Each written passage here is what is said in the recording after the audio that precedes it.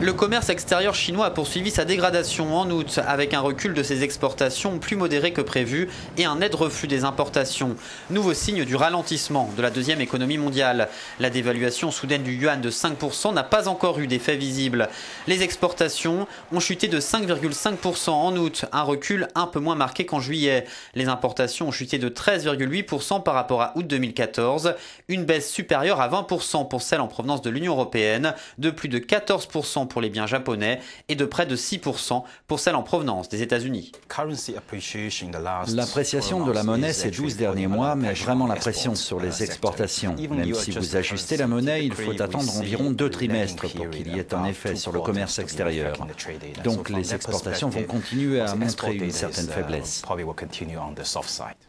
La dépréciation du yuan ne portera ses fruits que d'ici 3 à 6 mois, car les contrats d'exportation ont été libellés sur la valeur avant la dévaluation.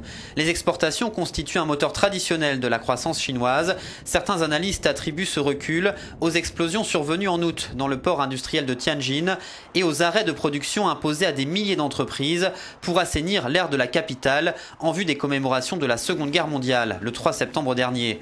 Malgré ces statistiques, les bourses chinoises ont clôturé en nette hausse ce mardi à l'issue de séances très volatiles.